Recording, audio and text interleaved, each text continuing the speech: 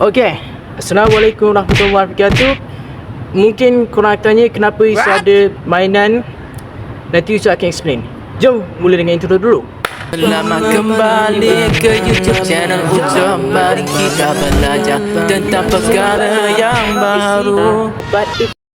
Selamat kembali kepada YouTube channel Ucap. Hari ini Yusuf akan mengajar tentang adab terhadap orang kurang upaya dalam pernikahan Islam. Tak lama Yusuf buat video pernikahan Islam. So pernikahan Islam ni Yusuf jangan ajar, kan? Jadi jom kita mula. Dan hari ni Yusuf akan dibantu oleh assistant namanya Spiny. Spiny. Hai semua. Okey, jom kita mula. Apakah maksud OKU?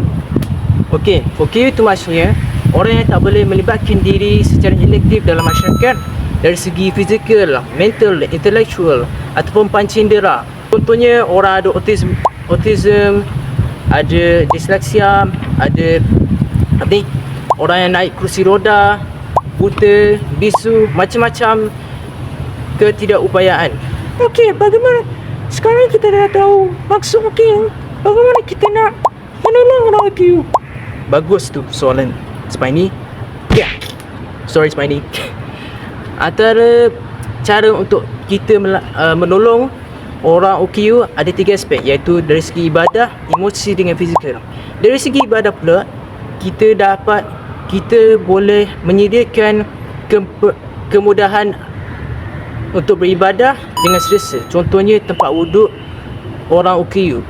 Selain itu, kita boleh tunjuk ajar bagaimana nak melakukan ibadah untuk sebagai orang OKU. Selain itu, kita ada emosi. Emosi ni senang sikit. Jangan ejek mereka dan memberi layanan baik kepada mereka. Susah sikit nak sebut perkataan bahasa Melayu ni. Tak tahu kenapa ni. Akhir sekali ialah dari segi fizikal. Fizikal ni sama sikit macam ibadah, tetapi kita menyediakan kemudahan asas kepada mereka. Contohnya tandas OKU ataupun parkir OKU. Selain itu ialah kita menyediakan ruang dan memberikan peluang kepada keperluan mereka yang mereka memerlukan. Okey, sekarang ni kita dah tahu bagaimana kita nak menolong mereka. Apakah hikmah kita menolong mereka? Okey, soalan memang bagus Spiny. Good job. Okey, antara hikmah yang kita dapat ialah, ataupun antara hikmah menolong orang OKU ialah orang OKU tu dirasa dihargai kerana kita memberi perhatian dan keistimewaan kepada mereka. Selain itu, kita melahirkan rasa syukur kerana fizikal dan mental kita disempurnakan oleh Allah.